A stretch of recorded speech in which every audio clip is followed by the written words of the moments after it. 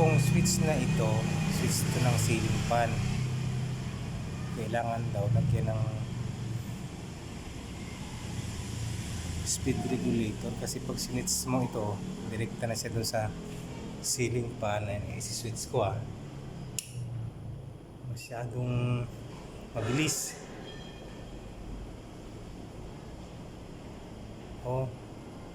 Ang bilis niya. Wala siyang regulator, wala siyang speed. Full agad siya. Kailangan ng speed regulator.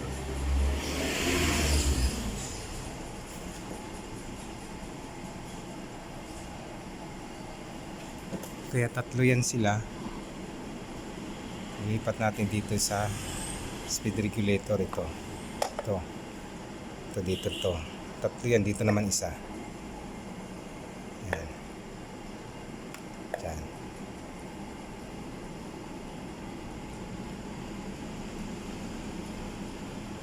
Sige mga idol. Sundan nyo lang ako. Paano maglipat ng switch na yun na direkta papunta sa speed regulator ng ceiling fan. Okay.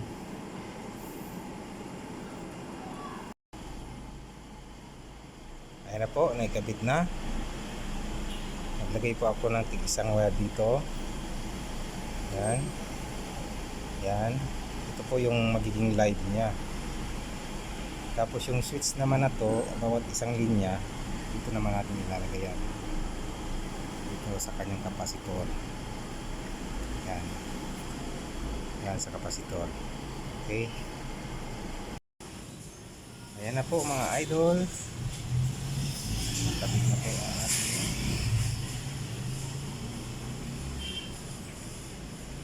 speed regulator.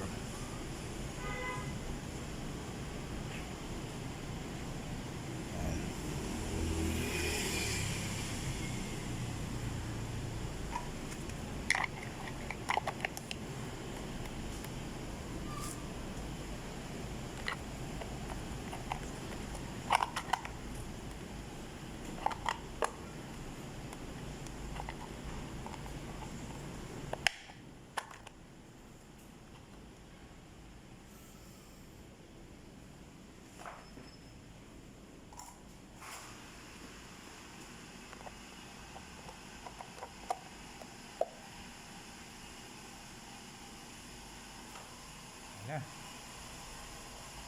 Ini natin doon.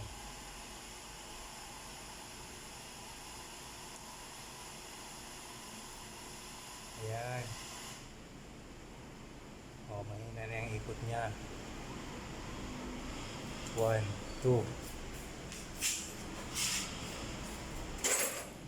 Nakatun na yan. So, hindi na siya masyadong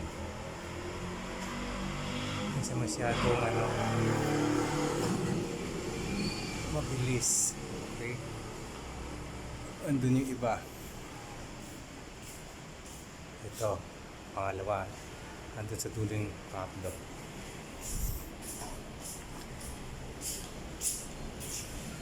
Pangalawa, lagyan natin sa 2. Ayun. Ayan.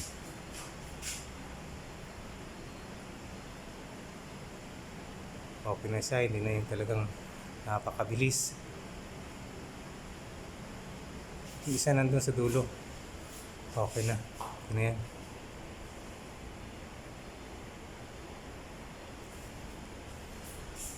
Ayan. Ayan.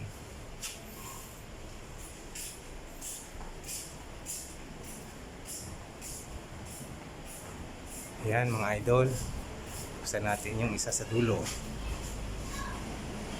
Lagay rin natin sa number 2. Ayan, natin number 2. Hanggang siya, yung speed niya isang number 4. Okay.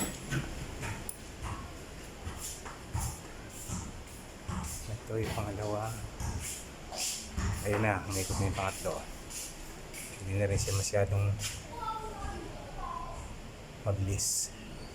Hindi katulad nung direktang switch. Grabe. Sobrang bilis. Okay mga idol. Ayan po mga idol. Nagawa na po natin yung switch, yung speed regulator ng tatlong ceiling fan. Ayan. Magana na sila. Ayun o. Yun. Yun. Okay po. Sumuli po. Sana po lagi po kayo sumubaybay sa aking YouTube channel. Maraming salamat po. God bless.